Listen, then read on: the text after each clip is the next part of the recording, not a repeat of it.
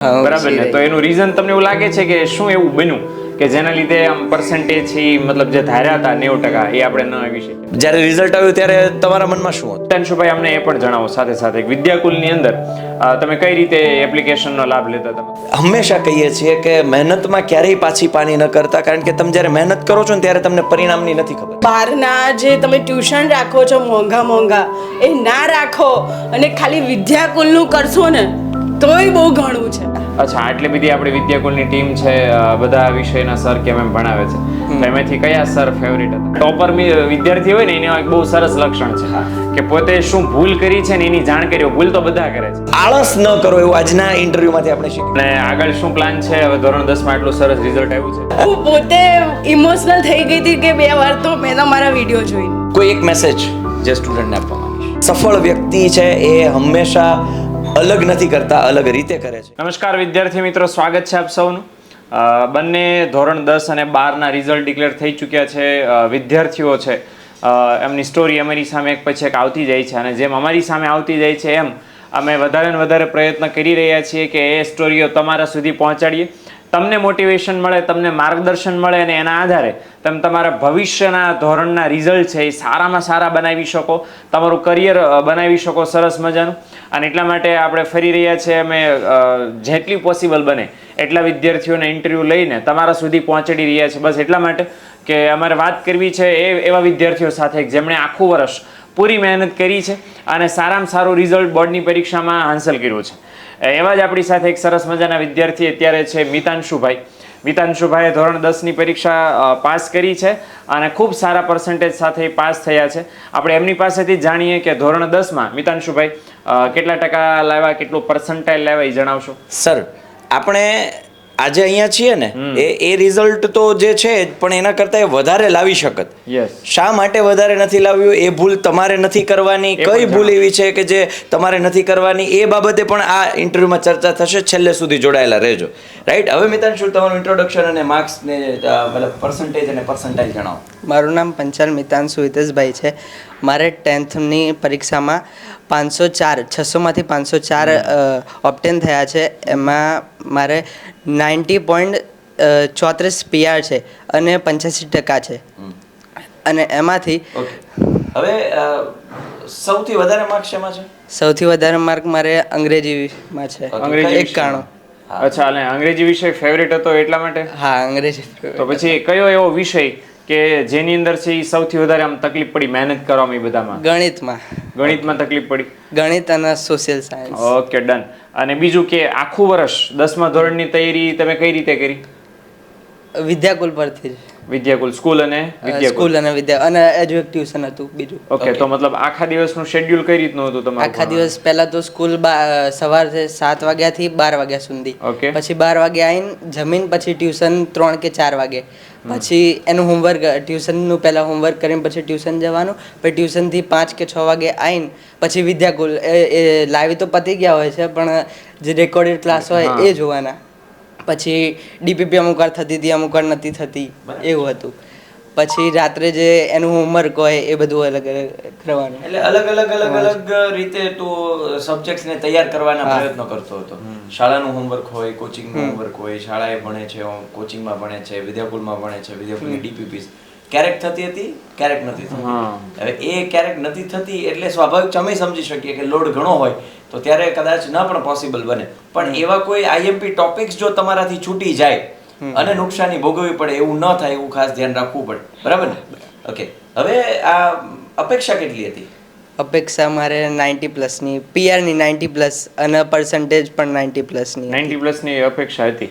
તો મતલબ એ અપેક્ષા એવું થયું કે ઓછી રહી, બરાબર ને? તો એનું રીઝન તમને એવું લાગે છે કે શું એવું બન્યું કે જેના લીધે આમ પર્સન્ટેજ છે મતલબ જે ધાર્યા હતા 90% એ આપણે ન આવી શક્યા? એમાં વચ્ચે આળસ થોડી બધી. અચ્છા, આળસ તો છે ને વિદ્યાર્થીઓનો આમ કોમન પ્રશ્ન છે, ચોપડી લઈને હાથમાં બેસી એટલે. પણ તમને એવું શું થયું કે જેના લીધે એ મેથ્સમાં એવું થયું? મેથ્સમાં છે ને અમુક વાર છૂટી જાય વિડીયો જોવાના વિદ્યાકુલના, એ રીતના એવું બધું. પછી DPP સોલ્વ કરવાની રહી જાય, એક્સ્ટ્રા सम्स કરવાના રહી જાય. અને પછી એક વખત રહી જાય પછી ગયું. ઓકે, એવું થતું હતું. એટલે વિદ્યાર્થી મિત્રો ખાસ આ ભાઈએ જો ભૂલ સ્વીકારી છે એ બહુ મોટી વાત કહેવાય. જો આ ટોપર વિદ્યાર્થી હોય ને એનું એક બહુ સરસ લક્ષણ છે કે પોતે શું ભૂલ કરી છે ને એની જાણકારી, ભૂલ તો બધા કરે છે પણ એને ઓળખવી અને ઓળખ્યા પછી સ્વીકારવી એ બહુ મોટી વાત છે. સ્વીકારવા અને પછી સુધારવી અને એનાથી એનાથી મોટી વાત છે. અને આ વસ્તુ શું છે કે ઇન્ટરવ્યુ અમે કન્ડક્ટ કરી રહ્યા છે અને એમાં એ તમને એટલા માટે કહે છે કારણ કે એણે જે ભૂલ કરી એ તમે તમારા 10મા અને 12મા ધોરણની કે કોઈ પણ ધોરણની તૈયારી કરતી વખતે તમે નહીં કરતા. આળસ પ્લીઝ નહીં રાખતા, કારણ કે તમે જેટલી ભણતી વખતે આળસ રાખશો એટલો તમને ભવિષ્યમાં પ્રોબ્લેમ થવાનો છે. અચ્છા મિતાંશુભાઈ, અમને એ પણ જણાવો સાથે સાથે વિદ્યાકુલની અંદર તમે કઈ રીતે એપ્લિકેશનનો લાભ લેતા હતા, મતલબ શું એમાં જોઈન ક્યારથી થયા? એમાં છે ને હું એક વીક જ્યારે સ્ટાર્ટિંગ થયું ને વિદ્યાકુલનું બેચનું, એના પછીથી જ થયો, 1 કે 2 વીક વર્ષની શરૂઆતથી જોડાણ હતા? ના, હા, એટલે એ જ. ઓકે. અને મતલબ કયા કયા ફીચર હતા જેનો તમે ઉપયોગ ફીચર્સ કરતા? એમાં જે AI હતું એ બહુ હેલ્પ કરતું હતું. દ્રોણા હા, AI. એ રે. દ્રોણા AI એક આપણું સરસ, વિદ્યાકુલનું ડેવલપ કરેલું AI છે કે જેમાં તમે ક્વેશ્ચન મૂકો અને એનું સોલ્યુશન છે એ આર્ટિફિશિયલ ઇન્ટેલિજન્સ છે તમને પ્રોવાઈડ કરે. એટલે આ અમારી એપ્લિકેશનનું એક જબરદસ્ત ફીચર છે. Yes, next. અને એક તો પછી ઓલું વોટ્સઅપ સપોર્ટ, હા, એ બી WhatsApp ની સારો અંદર હતો. આપણા સ્ટુડન્ટના ગ્રુપ હા. હોય છે. એ બી. અચ્છા, તો એ ગ્રુપમાં કઈ રીતે તમને ફાયદો એ મળતો? ગ્રુપમાં છે ને હું ડાયરેક્ટ સર જોડે જ વાતો કરતો હતો, એટલે કોઈ બી ડાઉટ હોય ને તો ઓકે, એટલે સર જવાબ આપતા હા, હતા સર બધા? જવાબ આપતા હતા. અચ્છા, આટલી બધી આપણી વિદ્યાકુલની ટીમ છે, બધા વિષયના સર કેમ એમ ભણાવે છે, તો એમાંથી કયા સર ફેવરિટ હતા? સાહિલ સર. કેમ સાહિલ સરમાં એવું શું આમ તને ગમ્યું કે સાહિલ સરના સરની સ્ટ્રેટેજી અને એમનો જે અંદરથી આમ ઉત્સાહ હતો ભણાવવાનો એ ગમી ગયો? સરસ સરસ, વેરી ગુડ. અને બીજી વિદ્યાકુલની આપણી જે 10મા ધોરણની ટીમ છે એ તો અત્યારે અલગ અલગ જગ્યાએ ઇન્ટરવ્યુ કન્ડક્ટ કરી રહી છે, એમને કઈ મેસેજ આપવો હોય તો? બરાબર જ છે એકદમ બધી પોઝિટિવ ઠીક છે પણ કોઈ મેસેજ માન કે ધ્રુવીબેન છે, ધ્રુવી મેમ આ લેક્ચર ધીરેન જોતા સર હોય છે, એમના માટે એના ઈ માટે જોશે આ લેક્ચર. હિરેન સર બધા બરાબર જ ભણાવે કંઈક ના, એમને આ એવું સર છે ભણાવે ને, એમ નથી પૂછતો. આ ઇન્ટરવ્યુ છે ને મેસેજ આપણા- આપ કે ભાઈ હું ભણ્યો આ તે વોટેવર, હું તને હિન્ટ નહીં આપું નહીં તો તું હા, પાછું ઈ જ હા, બોલીશ. એટલે એટલે અંદર જે છે એ તું બોલ.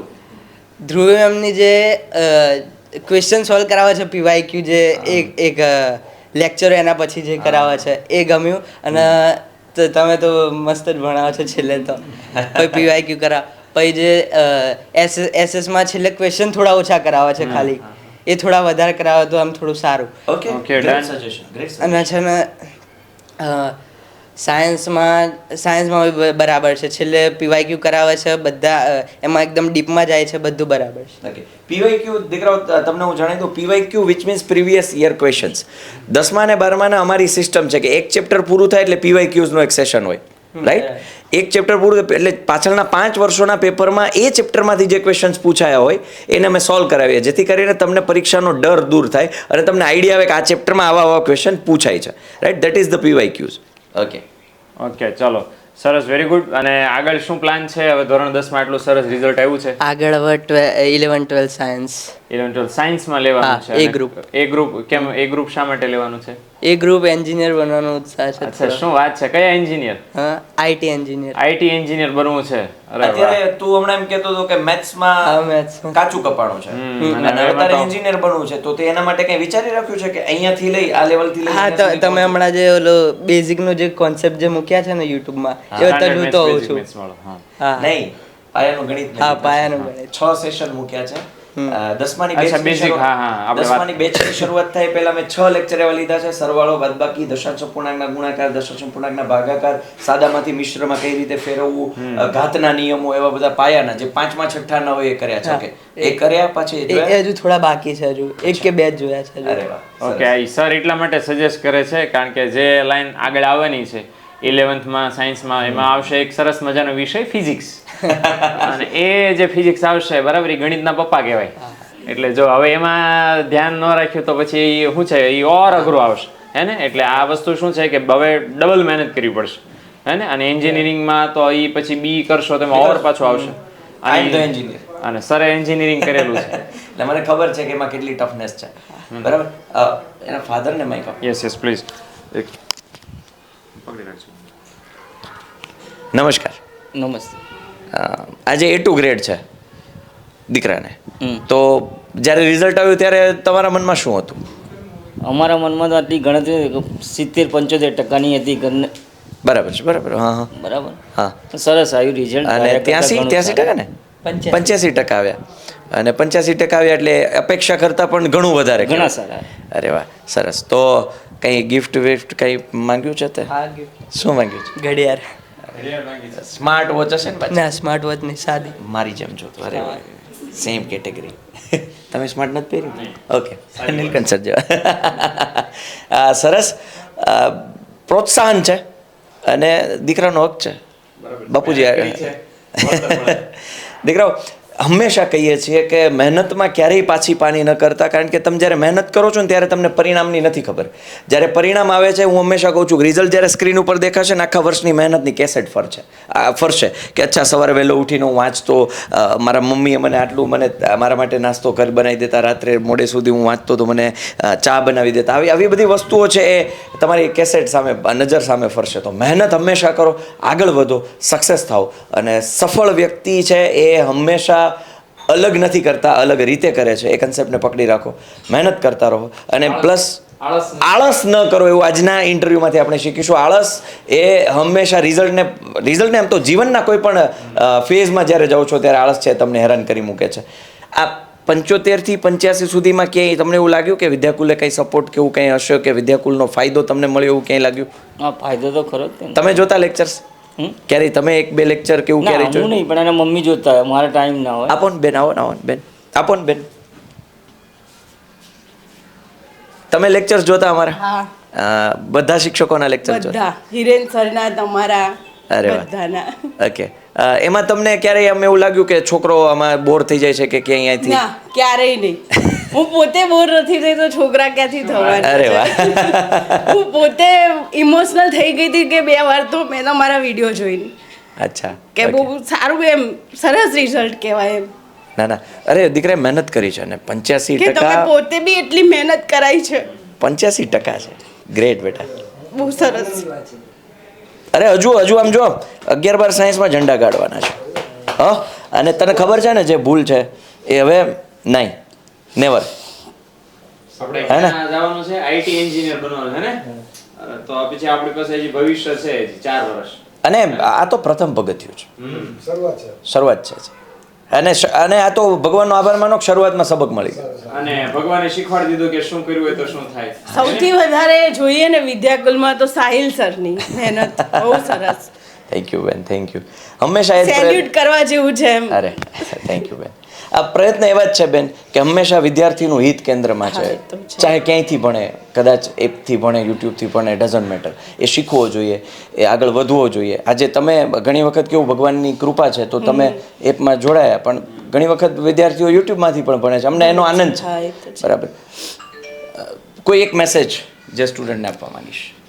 કે માં જેવી આળસ ના કરતા ખાલી. બહુ મોટો મેસેજ. વાક્ય નાનું છે પણ સમજાવવા ઘણું માંગે છે. ડીપ બેટા. ખાસ મિત્રો ધ્યાન રાખજો. અને બીજી વસ્તુ કે આ વસ્તુ એવી છે કે અમે ઓનલાઈન ભણાવતા હોઈએ ને તો આવા દીકરાઓની અમને બસ ખાલી કોમેન્ટ દેખાય, અમને નામ દેખાય, અને પણ અત્યારે આ રૂબરૂ મળીએ ને ત્યારે ખબર પડે કેટલા ઇમોશન સાથે આપણે જોડાયેલા છે. નહીંતર આ બધું શું છે કે લેક્ચરમાં જોતા હોય તો કોમેન્ટ આવે કે hello sir, good evening sir, good night sir, આવું આવે ખાલી. ઇમોશનથી કેટલા ભાવથી કે છે ને આપણને નથી હા, ખબર પડતી. એ એમાં ન સમજાય. બરાબર, સમજાઈ ગયું, ડન, ઓકે, ન ખબર પડે. સર અમારી ઘરે જમવાઓ મારે આ બન્યું છે. એક વખત એવી કમેન્ટ એટલે આપણે સામાન્ય લઈ બેટા હવે તું ભણવામાં ધ્યાન દે, પણ એ કેટલા પ્રેમથી કહેતા પ્રેમથી હોય. કહેતા મને એક વખત રિયલાઇઝ થયું હતું. મને એક વખત રિયલાઇઝ થયું કે એ કેટલા પ્રેમથી મને કહેતો હશે કે મતલબ કે એ જમવાનું મને કહે છે. પછી મેં એને પ્રેમથી સમજાવ્યો, દીકરા ક્યારેક સમય ને સંજોગો હશે તો તારી ઘરે પણ જમીશું. તો યસ, આ ઇમોશન છે. હવે અમને નથી ખબર 4 દિવાલની વચ્ચે અમે ક્યાં સુધી પહોંચ્યા છીએ, કોણ અમારી પાસેથી ભણે છે. સ્ટુડન્ટ જુએ છે, પેરેન્ટ્સ જુએ છે, એના સગા સંબંધીઓ જુએ છે, અને આજે ખબર પડે કે આખો પરિવાર છે આપણી સાથે જોડાયેલો છે. ફરી પાછા મળીશું કોઈ નવા વિદ્યાર્થી સાથે, નવી સ્ટ્રગલ સાથે, નવા મોટિવેશન સાથે. હવે સાહેબ શબ્દ ઓછા પડે છે. અને next આવું નવું અમે તમારા માટે લાવતા રહીશું જેથી તમારું રિઝલ્ટ સારું બને.